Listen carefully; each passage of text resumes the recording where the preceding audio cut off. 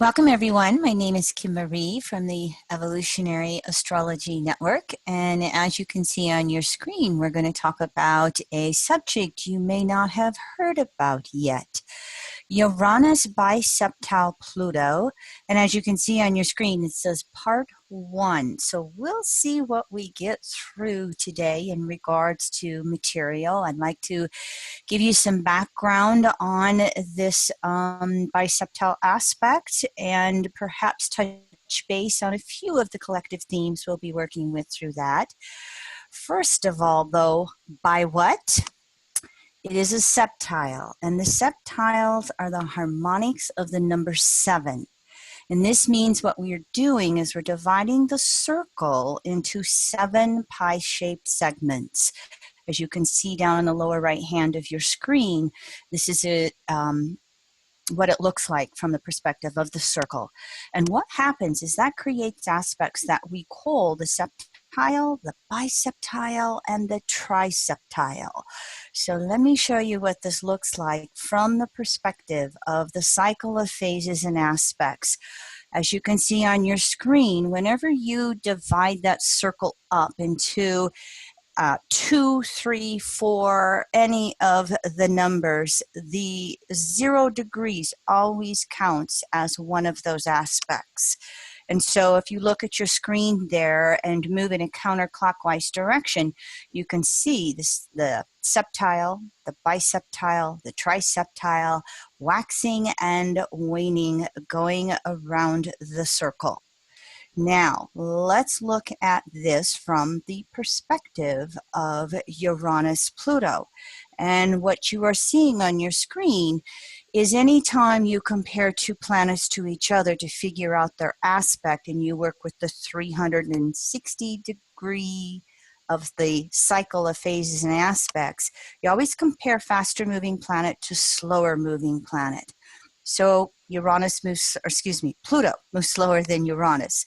So we put Pluto at the 0 degree mark, and we have to go approximately 100 and 102 degrees counterclockwise, where we get to where Uranus is from the perspective of Pluto out there in the heavens right now. Perhaps you heard or have been aware that from 2012 to 2015, they made 7 first quarter squares. Astrologers talked a lot about that because if you look at that inner wheel of that cycle of phases and aspects, you'll see that these phases go yang, yin, yang, yin. Yang, energy moving out from the center, yin, energy moving back to the center. So when we have those first quarter squares, we went into the first quarter phase. The phase is known as the crises in action, and it created all this energy that wanted to come out and express itself. Well, guess what? There's another aspect beyond the squares, and it is called the biseptile. And as you can see down there on your screen, I've circled it in red. We are going to have 7 of those aspects between 2018 and 2021. Let me show you the dates and degrees of those aspects, and you'll have this to refer to as a recording afterwards when you want to look at that. But you can see on the screen here, the very first one is going to be coming up here on July 26th. Every single one of these biseptiles will take place with Uranus in early degrees Taurus up into its first third through the sign. Pluto, of course, is going to be finishing up there in Capricorn. Now, what I would like to just say to you is that these biseptile aspects will be just as strong, just as important, just as valuable as the first quarter squares were, and especially on a collective level. They will be happening for all of us individually as well, and as I say things today, you can work with your own chart if you know where Uranus and Pluto are transiting, and see if you can pick up on things from an individual perspective. But we're going to start this conversation out, part 1, more from collective perspective, all right? And so remember that July 26th. I'll show you some slides on that coming up here just a little bit in regards to impacts with some other charts. But let's go into what is the definition of a biseptile. As we said earlier, it's in the first quarter phase, which is between 90 and 135 degrees. However, let's back up. All of those septiles, regular, bi, tri, sceptile, they all bring what EA, or evolutionary astrology, calls a sense of special destiny, and either aligning with our necessary path of evolution, for instance, in the first sceptile, or a realignment with the biseptiles, triseptiles as we go around the circle. They will also work in this particular case, going from first quarter squares to the biseptile. That will also work with realigning anything from those first quarter squares that may have gotten off its path of evolution. Think of how the 2016 US presidential election went, and think of some of the laws and policies that the United States has put in place since then. Many of us might feel that these policies and laws may be moving us socially backwards rather than more towards what evolutionary astrology would consider natural law, natural spiritual principles. So these sceptiles give us that ability to, again, realign on our path. Now, a sceptile is always going to also relate, well, excuse me, that's not. First quarter phase, the biseptile, is a new form and purpose. Again, first quarter squares, first quarter phase, crises in action. We've got to bring whatever is wanting to evolve between any two planets outward, yang energy, into manifestation. So that's why we're creating these new forms and a new purpose. And so as we get to that biseptile, it's going to start to become very individualized to us, individually and collectively. So when I say highly individualized nature on a collective level, it means one country may be experiencing these aspects different than, say, the United States. I live in the United States, so I thank all of you for allowing me to give a U.S. perspective. Those of you internationally, perhaps you know things that are going on in your countries on a political level, a climate change level, a social activism level in some degree, where you can recognize as we move through these slides, oh, that's how it's taking place in our country as we're moving forward here in the rest of this decade and into the next decade. So again, there's a need to bring out whatever we feel is a special destiny to this form that we want to manifest. And I'll get into Uranus and Pluto and what those forms are like. There's this sense that we've got to get it out there and we've got to manifest it. We've got to do it. We've got to be it. We've got to create it.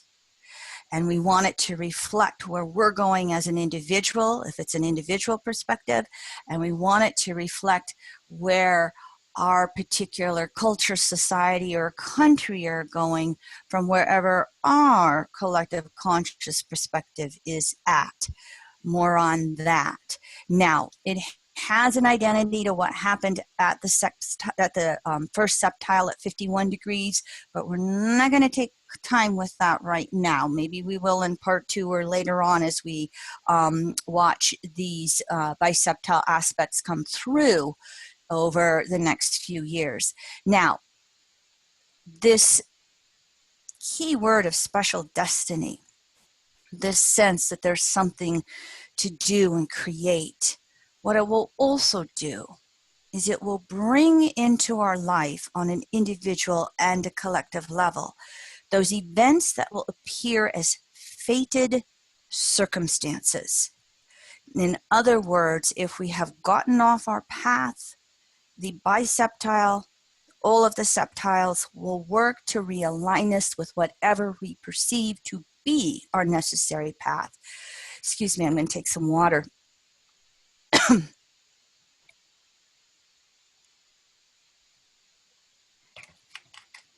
Thank you for letting me do that. And so remember these two words that or two key phrases that I have in blue on the screens here. All of the sceptiles will give a sense of a special destiny that we have to fulfill. And they will also bring to us what appears to be fated events and circumstances that will align us on whatever our necessary path of evolution is. Now, as we move into Uranus and Pluto, and by the way, anytime you have questions, I don't mind. You can ask, and yes, I'm happy to answer questions afterward for whatever extent of time we have.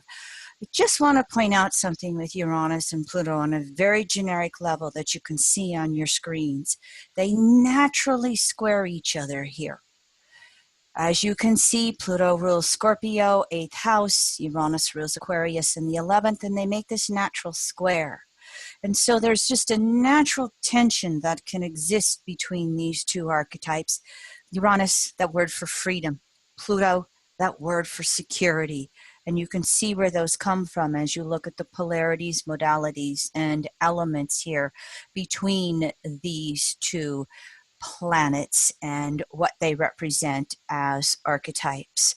So briefly, they have a 127-year cycle together, and Pluto represents the soul and its dual desire nature. And that dual desire nature is the separating and returning desires. And as I have a tendency to explain it, separating desires are anything and everything. A new lover, a new job, a new car, a new purse, a new house, whatever it is. Returning desires, basically I look at that as being one desire.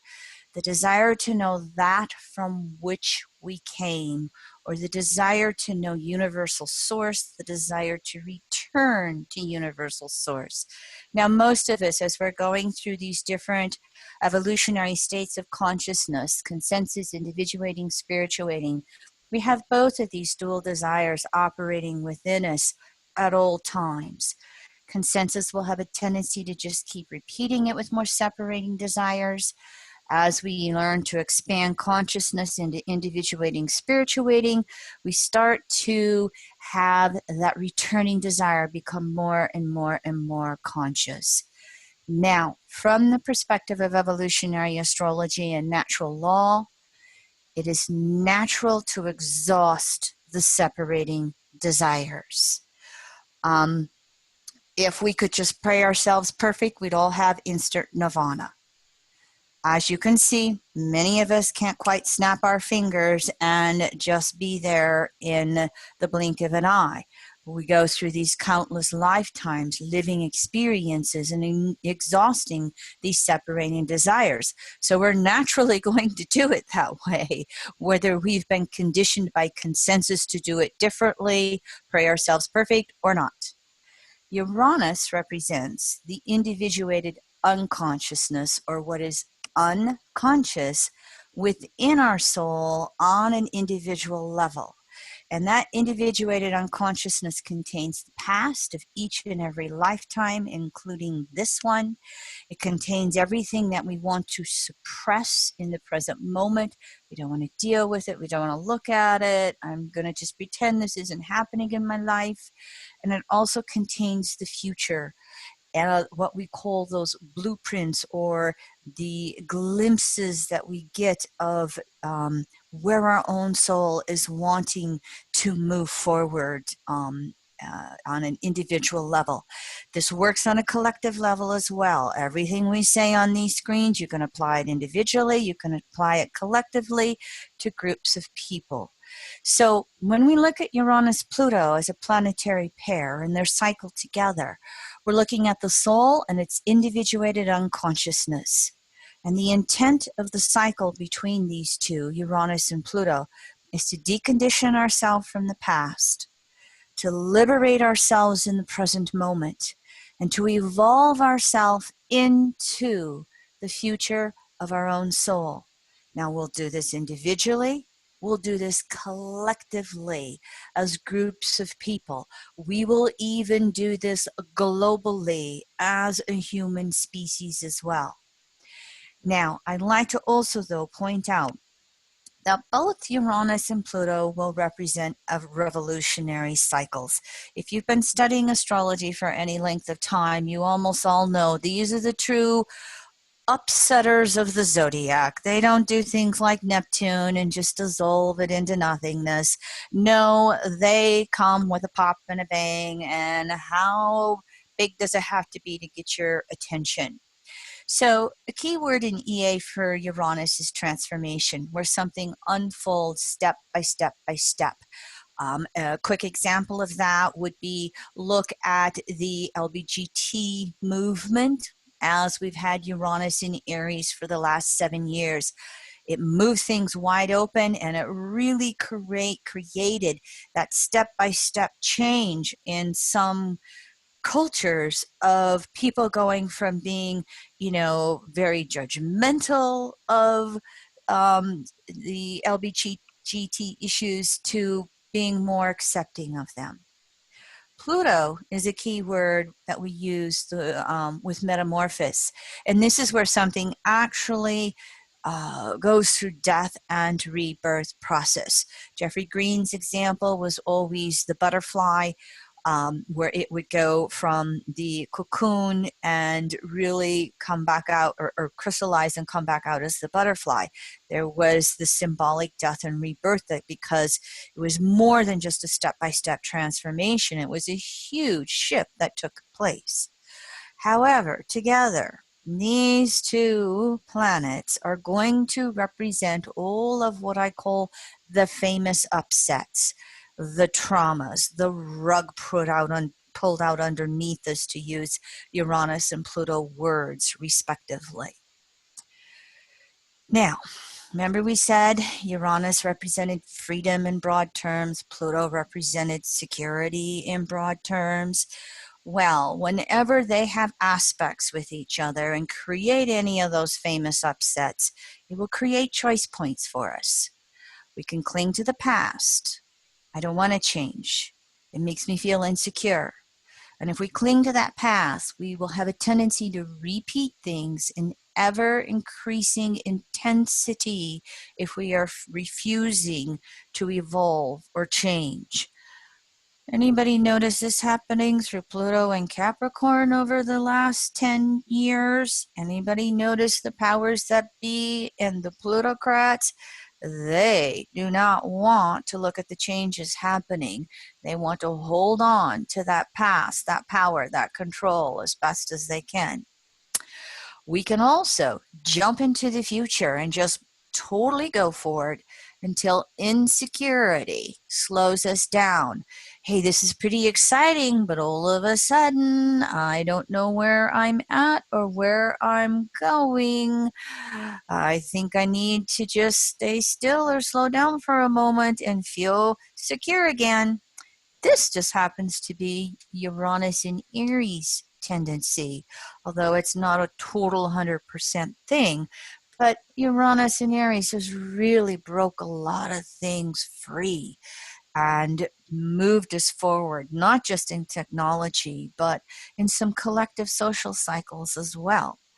And then the third choice is that we vacillate between that past and future in the present moment, what we would call 2 steps forward, 1 step back. And just look out there at any societal trend or issue that you're interested in and look at how from one group of people to another, from one country to another, some areas people are moving forward, other areas people tend to be moving backwards. An example of this is in the US. We have had a lot of state legislative bills turn into laws that are really trying to take away a woman's right to choose whether or not she has an abortion. and we compare that to Ireland that just had a total change to one of the amendments in their constitution, and 2-to-1 people said women could have the right to choose to have an abortion. Up until that point in Ireland, you had to travel out of the country to choose to freely have an abortion as a female. Now, these three choices can all mix things up together, and it can create that what we call that uniform evolution, which is again day by day, year by year, step by step, and it can create those famous cataclysmic revolutions that Uranus and Pluto do. It's always up to the free choice of individuals on an individual basis, up to the largest consensus in any group of people. Sometimes we can even de-evolve. We're not guaranteed of evolution 100% of the time. In the big broad scheme of things, yes. But have you ever watched a society create some freedoms and then lose them? It happens. Let's see, hopefully, maybe it won't happen in the US. So remember that Sceptile was a sense of special destiny that we wanted to create, and in first quarter phase that we really want to manifest, and it will appear to come at us through fated events that are really just trying to help us realign with evolution. So Bi-Septile specifically is going to bring that potential to realign on an evolutionary path, but it does not guarantee it. The degree of realignment will be dependent upon the degree of involvement, the choices you make individually, and the choices that various groups of people will make on a collective level. So, what is necessary to break free from the past in order to find the courage in the present to move forward into a new future? That is the big opportunity here with Uranus bi-septile Pluto, and it's specifically a question mark, because if there is anything that you take from this hour of conversation, it is still about how active you choose to be in what you want to see manifest on planet Earth. Again, Uranus, Pluto, and the collective. So here's one of the areas where I see the most hope, and I've said this for years. It is the youth, because the Pluto Virgos, Libras, Scorpios, and I think we can include the Pluto and Sagittarius generation. These young bloods, as I call them, they're other-orientated. Virgo is that shift into the second half of the zodiac. The Libras and the Scorpios, they're the two relationship signs of the zodiac. You extrapolate that out into the collective, they're orientated to the other, which is a big shift from the Pluto and Leo generation. And I mean, no offense whatsoever, Leos, no offense whatsoever. But looking at it from that collective level, these, I've been waiting for the youth to show up. And so if we look at, from the U.S. perspective, what happened in Parkland, Florida, back in February, where a student went in with a gun or big guns, and, several died. We all saw the activism that came out of that. So the question is, how will it spark? Will the spark turn into a flame? Will it create a fire? So this is from a website that does research for nonprofits, nonprofit technology for the good of humankind. The young adults. They donate time, they donate money, they participate in rallies or meetings, they participate in fundraising activities, they boycott or support businesses, they participate through mobile texting, they subscribe to online news and feeds, they lead or organize group events, they write, email, or call their representatives. There was an Associated Press article today that since the Parkland, Florida shooting, polling young adults, and I don't remember what the age group was, but let's just call it these, Pluto in Scorpio and Libras, the ones that have that right to vote or are just coming upon that.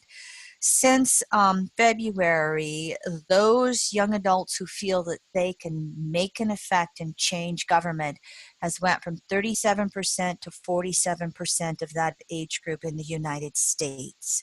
So just that statistic right there shows us how these young ones are coming out, and they're going to be a part of these Uranus biseptile Pluto aspects and say, wait a minute, if we want gun control, we're the ones that are going to have to wake up and do something about it. We're going to have to become active. If we want a climate that we can actually survive and live in over the next 50 to 100 years, we're going to have to be the ones that do something about it.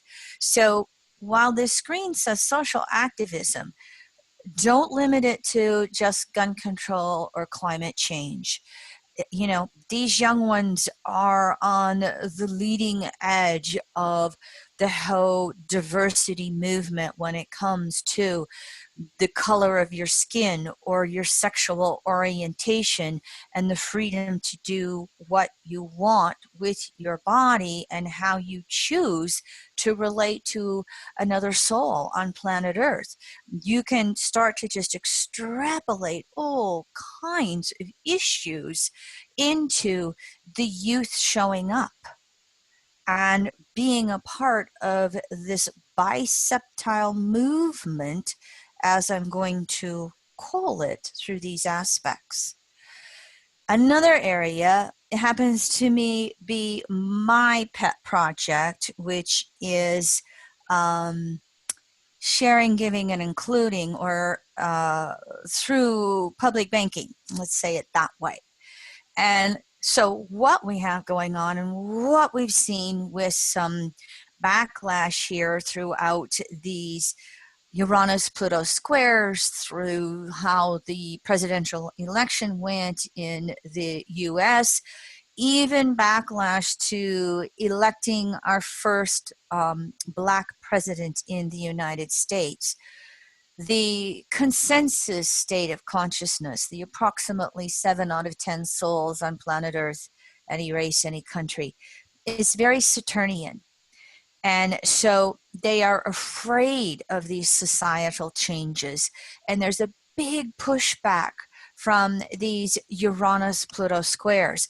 So recognize in that 10 degrees leading up to the 90-degree first quarter square and the 10 degrees beyond it, that 20 degrees of the zodiac, that is that crises in action.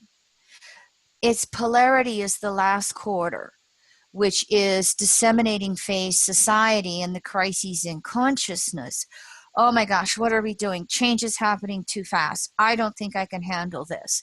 And with Pluto going through Capricorn right now, it has added on to this pendulum swing towards conservatism and trying to have us go backwards socially, especially from evolutionary astrology's perspective.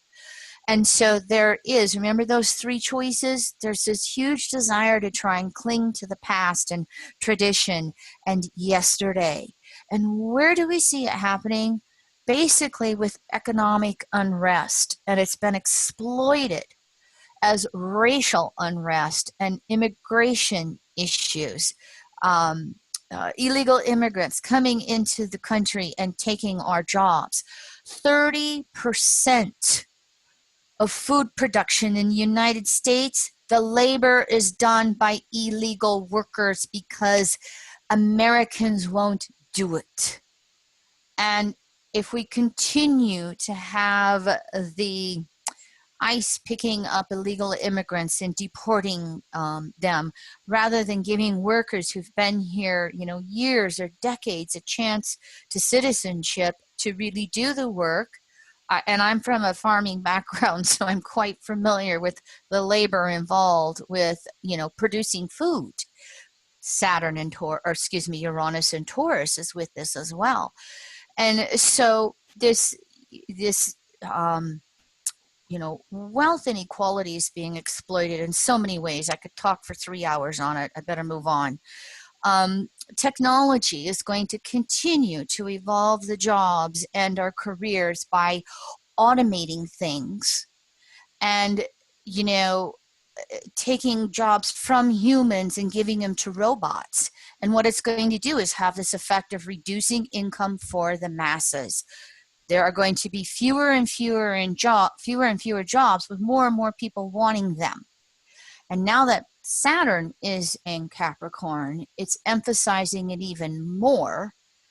And what's really going on is the wealth inequality. There's plenty of money to go around. It's just not being more equitable distribution. And so, will we have realignments of this with Uranus bi-septile Pluto? I have my fingers crossed. I am on my soapbox. I am energizing this just as much as I can through the public banking movement. More information, you see the site on the bottom of your screen. Go there. I don't care what country you live in, because they're the BRICS, Brazil, Russia, India, China, South Africa. They have more public banking than we do in the United States. We have almost none, other than the state of North Dakota with its Bank of North Dakota. What could happen and start to gain momentum with Uranus bi-septile Pluto is this concept that's called universal basic income. Another way that it's looked at is a guaranteed job for everyone. But with the universal basic income, it's that instead of this ridiculous amount of wealth, you know, 3 people in the U.S. have as much wealth as the bottom half of U.S. citizens. 8 people in the world have as much wealth as the bottom 3.5 billion inhabitants of humans on planet Earth. Instead of that ridiculous extreme, as we start to have more equitable distribution of wealth, we can more than pay for a UBI. And through the public banking movement, it is the way to create the funding for that, as well as the funding of taking care of the children and the elderly and giving more and more education to the youth, and rebuilding the infrastructure, Pluto and Capricorn. I don't think I put this in there, but if you go and research my name on YouTube, I did a Populist Banking Revolution webinar, and it's free. And you can go get more information on how we create money and how we can make these changes. I sincerely hope that we are going to see these biseptile aspects create what religion would call the debt jubilees, which would, you know, have a wiping out of debt and more equitable distribution of resources. So Uranus and Taurus is also going to be a part of jump-starting this. So I just want to briefly mention this, because as we have this shift of Uranus from Aries to Taurus, Uranus shakes everything up. And in Taurus, it's not going to be a big bang like it was in Aries. Uranus ran into Aries, and we had the Fukushima earthquake, and that, you know, I call it Fukushima earthquake, you know, the nuclear meltdown, and all of a sudden, boom, it happened, and it was, and we're still dealing with it.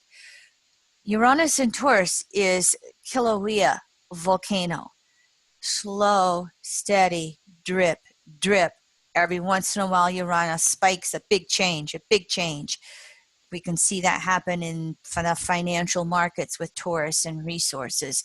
We can see it with not having enough food, with what we are talking about with just the labor to produce the food, not to mention what climate change will also do.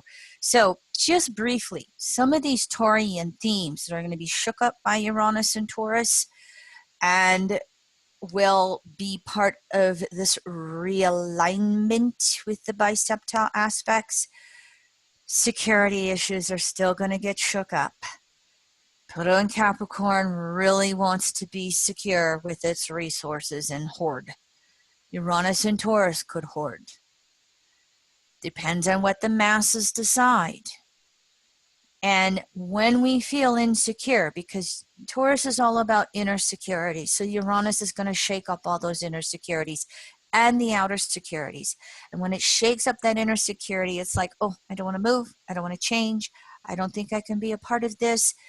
There may be things that come along on a collective level that are way beyond anything we could organize as citizens. Yet those of us who are aware of the direction that change has to come in the inclusive world, giving, sharing, and including, we can then be a part of the shakeup and move beyond the inertias. There will literally be die-offs of species. There will be physical and biological survival issues of all kinds of species. And one of the ways that we are seeing that come to a head is the whole gun violence. I don't have to probably go into statistics for you in the amount of gun violence we have in the United States compared to, say, Japan, which is one of the safest countries in the world. Ridiculous. But these ideas will become more and more into our consciousness with Uranus in Taurus. There's going to be the relationship we have within ourselves, and there's going to be the relationship we have with others, the Scorpio polarity, and our environment. Taurus, physical earth. And this will include more sexuality scandals, and it will include more activism in that way, hopefully to move us towards more and more equality with the genders. That could be one of the most beautiful realignments we could have with Uranus bi-septile Pluto. Could we please have a little more equality between men and women on planet Earth? Those of you on an international level, there is a progressive group, although it's not progressive enough for some people. It's called Emily's List. They train women to run for office, and they typically will have somewhere around 500 to 600 women approach him during a year for information or even training on how to run as a candidate, how to speak, how to fundraise. After 2016, in the year 2017, Emily's List had 20,000 women contact them. There are more women running locally, regionally, and nationally in the U.S. than we have perhaps ever seen.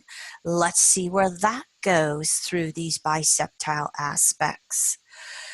And again, I already talked about that relationship with resources and money, and that physical world in general, food, clothing, shelter, etc. I think Uranus and Taurus will bring financial upsets.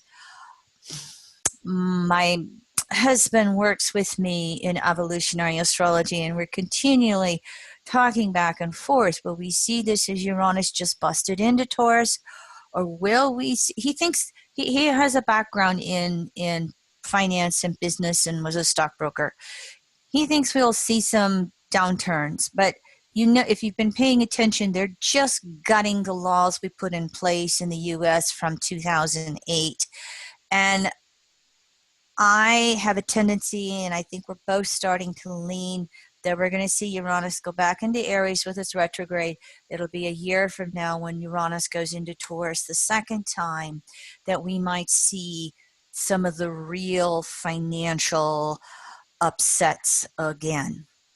Stay tuned. I could be wrong. Who knows? You know, I don't like the word prediction.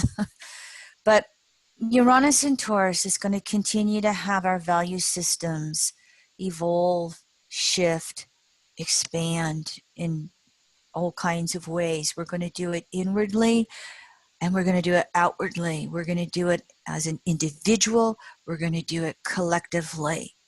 And as we look at Uranus and Taurus, you know, over the next 7 years, who knows how it will expand value systems, and especially as these young ones come up that are so much more liberal orientated than perhaps us more experienced souls are in chronological years, let's say it that way. The biseptiles is going to help really reshift, or, you know, really realign value systems, you know, as well with everything that is taking place in the world right now. I mean, just again, look at the last 5-10 years and how we've shifted with same-sex marriage, or how we've shifted with the legalization of cannabis, which, by the way, might be one of the ways in which we lead that public banking movement, because in the US, the states that have legalized cannabis, whether medically or recreationally, they have nowhere to park their money. And so those states that have legalized it on a recreational way, they're the ones that are really starting to investigate public banking and to shift the conversation. So another example of those values just really starting to evolve. Climate change, probably for those of you who listen or are watching, you know, this webinar now or in the future, you know, we're preaching to the choir. But Uranus in Taurus will force green energy changes just through the natural weather events that are going to happen. They are now saying that hurricanes are expected to get stronger. They are going to be wetter, which means there's going to be more moisture, and they're going to move slower, which means they're going to cause more damage. They're not just going to zip through, they're just going to stall and, you know, create more and more havoc. And I already talked a little bit about the fact that some of these, you know, Earth events related to climate change are really going to disrupt food distribution. Something that I've not talked about, that I don't have a slide on, which is popping in, is our current administration. Donald Trump is, you know, playing with tariffs with what we call our allies, like the European Union, or what we call those that, you know, we compete with. And you know, so they just, you know, release these tariffs on steel and aluminum with Europe. And they're saying, oh, it's just fractions of a penny on that can of pop or that can of beer that you drink.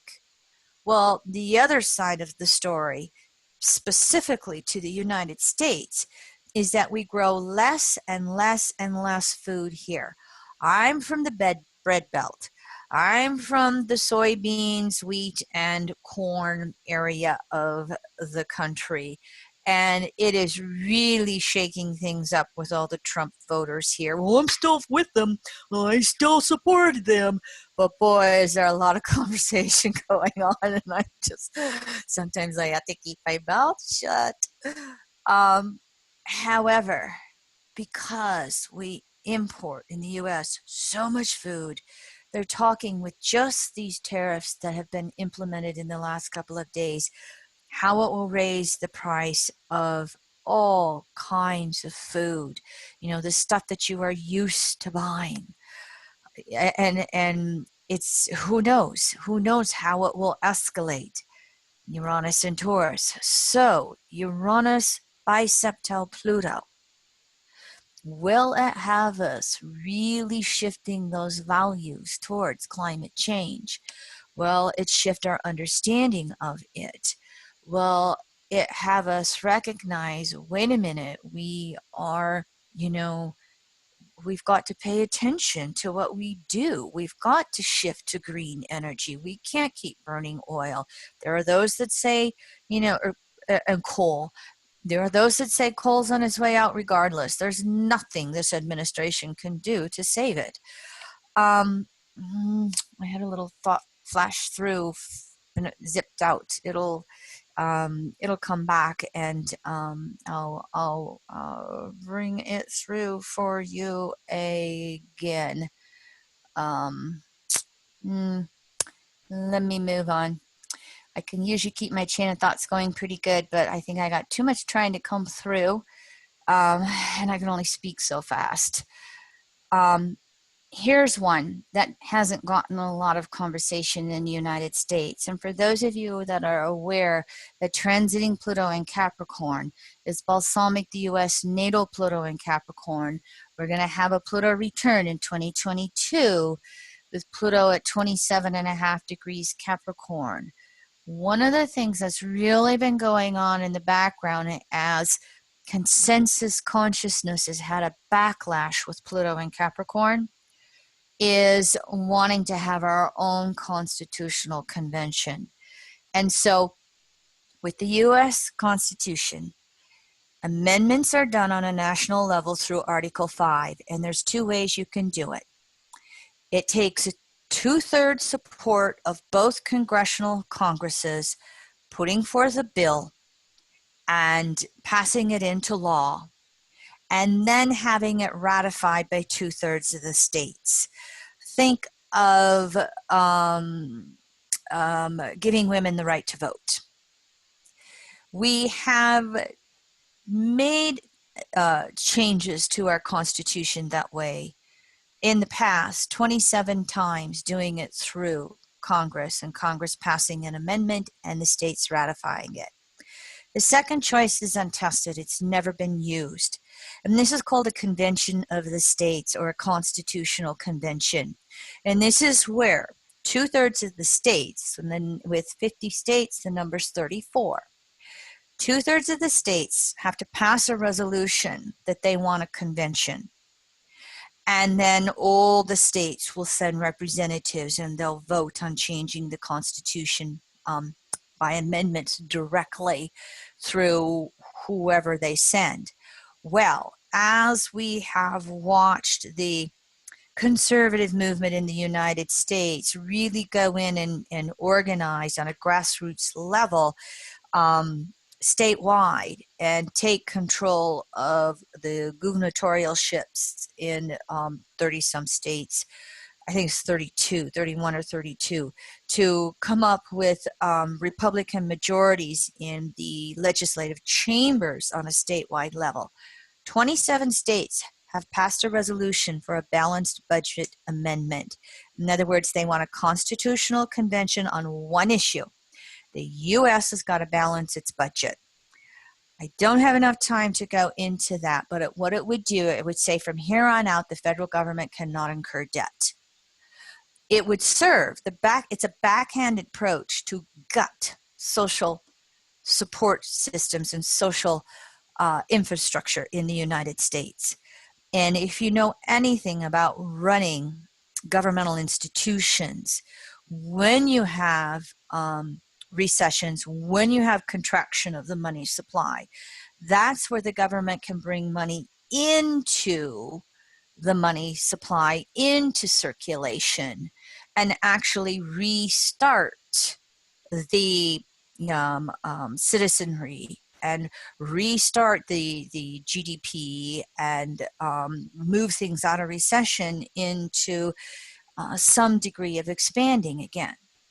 So this is why it is so interesting to watch this grassroots uprising that has come since the 2016 political or presidential election here in the US, because we can shift this energy. Basically, I'm not against a constitutional convention, but I, of course, want it from the liberal, progressive, or inclusive perspective. You know, I would love to see us abolish the Federal Reserve, because it's a private corporation and is run by private banks, and all, you know, they game the system at the expense of the average citizen. So in the US, with our Constitution, we can create a constitutional convention on a single issue or multiple issues. And so we can do it on the conservative side or the liberal side. Stay tuned. See how this catches steam throughout these Uranus biseptile Pluto aspects, especially in the background of transiting Pluto balsamic the US Pluto and getting ready to have our first Pluto return. You know, and also with the Jupiter Saturn Pluto conjunctions that will happen in Capricorn, with Jupiter Saturn 0 Aquarius here in 2020. You know, these will mix through. Remember, the biseptiles are 2018 to 2021. So we're going to have all the way through Jupiter and Saturn balsamic to Pluto, transiting Pluto balsamic, US natal Pluto. We're going to have these biseptiles shifting and changing and bringing the potential for, again, realignment on an evolutionary path. Stay tuned. We'll see where it goes. Now, I better check time for you. I try to be a good timekeeper. Oh, I'm over a little bit. I only have a couple of slides left. I'll make it very quick. This is the U.S. Gemini Rising chart. It's the chart that I have a tendency to use. And I drew it up with the outer bi-wheel of the North Node lunar eclipse that's going to happen on July 27th. And that's because the first of these biseptiles, and there's 7 of them, is going to happen July 26th.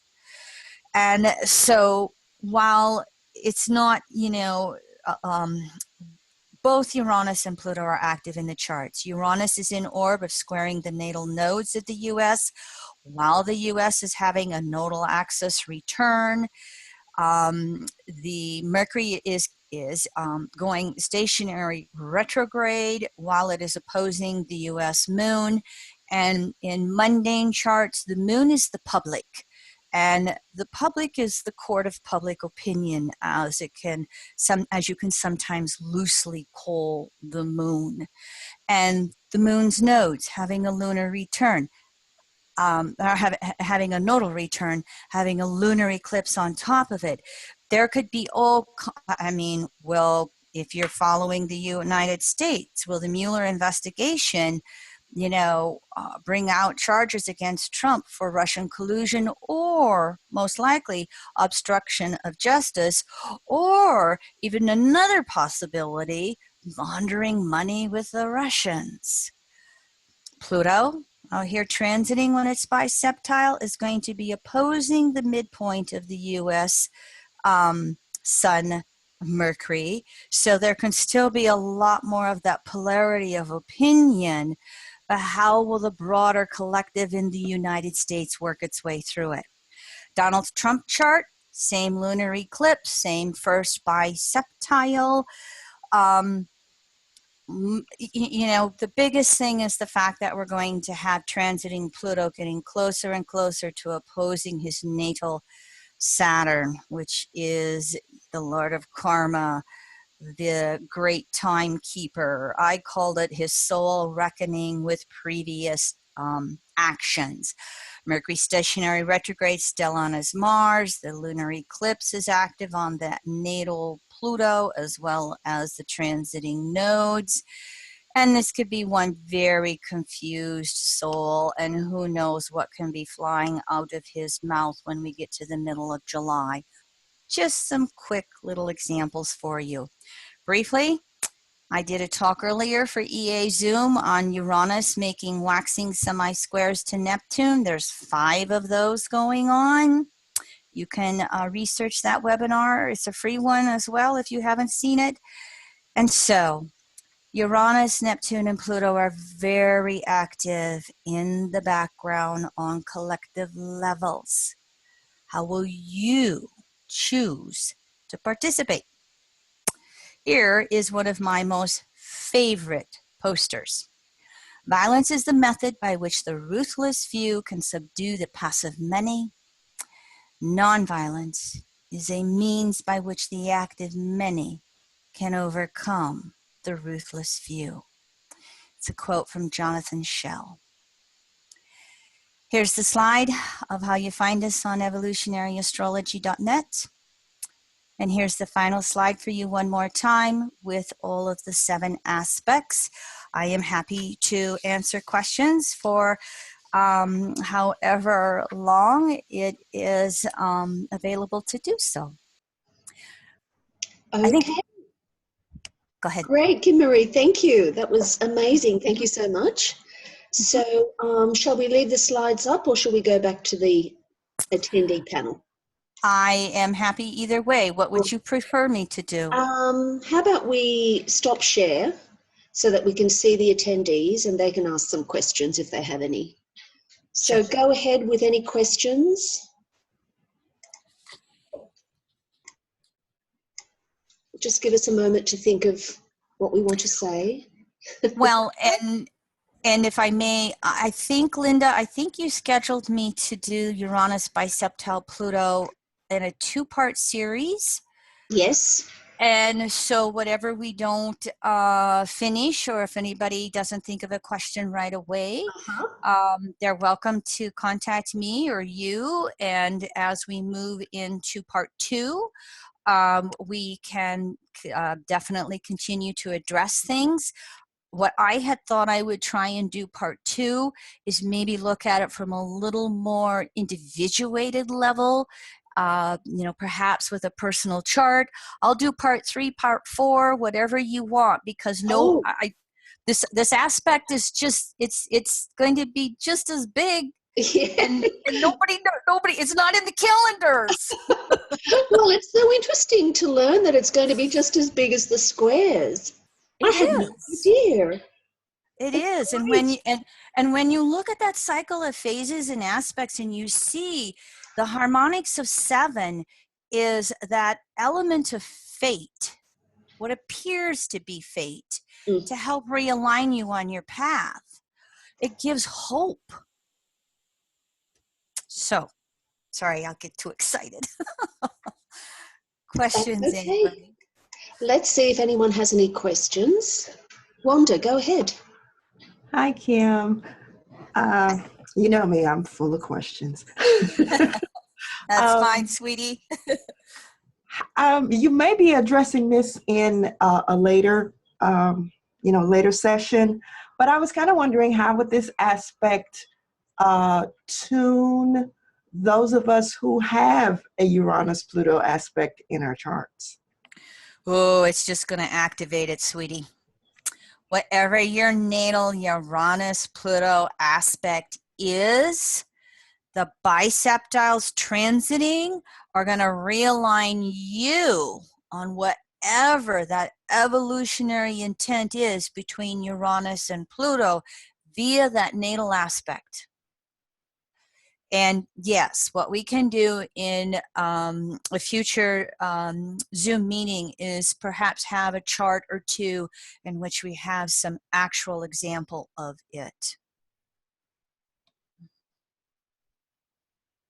Thank you. You're welcome. Do you have another question, honey? I think that's it for now. Okay. Okay, it looks like we may need to wind down now. So thank you so much, Kim Marie. Looking forward to your next meeting. And thank you. Thank you from all of us. Would you all please thank Kim Marie Weimer? Thanks, Kim. Thanks, Kim. Looking forward to the next one, too. See you. Brilliant. Thank you all. See you, Kim Marie. Bye. All righty. Bye-bye.